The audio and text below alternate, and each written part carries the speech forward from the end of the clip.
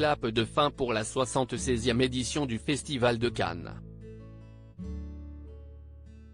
Après 15 jours de projection, de montée des marches et de défilés de stars, la cérémonie de clôture a eu lieu, ce samedi 27 mai, avec la remise de la Palme d'Or.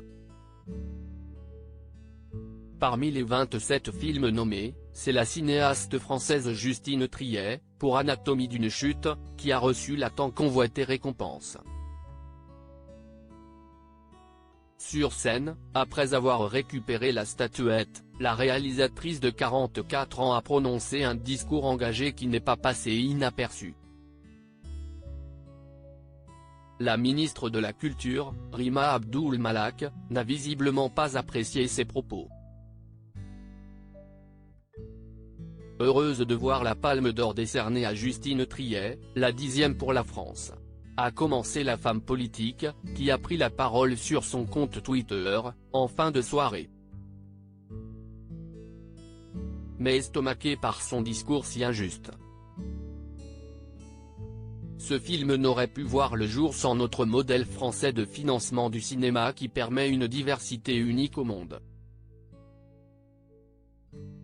Ne l'oublions pas, a-t-elle martelé.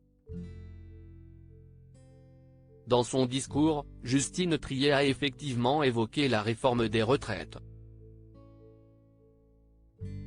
Cette année, le pays a été traversé par une contestation historique, extrêmement puissante, unanime de la réforme des retraites. Cette contestation a été niée et réprimée de façon choquante, a dénoncé la cinéaste au micro. Cannes 2023, Eva Longoria, Orlando Bloom, Jane Fonda. Un tapis rouge 5 étoiles pour la clôture du festival. Justine Triet, défendue par la gauche, la lauréate de la Palme d'Or, a ensuite critiqué la marchandisation de la culture que le gouvernement néolibéral défend, qui est en train de casser l'exception culturelle française, cette même exception culturelle sans laquelle je ne serais pas là aujourd'hui, a-t-elle déploré. Justine Triet a néanmoins reçu le soutien de plusieurs personnalités politiques de la gauche, tels qu'Olivier Faure, le premier secrétaire du Parti socialiste, ou encore Mathilde Panot, la présidente du groupe LFI à l'Assemblée nationale. Estomaqué de voir une ministre de la Culture qui pense que quand on finance un film, on achète la conscience de ses auteurs. S'est indigné le premier sur Twitter.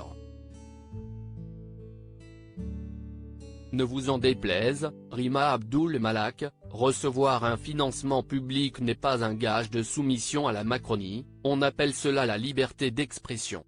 A fustigé la seconde. Article écrit en collaboration avec 6 médias. Crédit photo, Jacques-Ovid Moreau.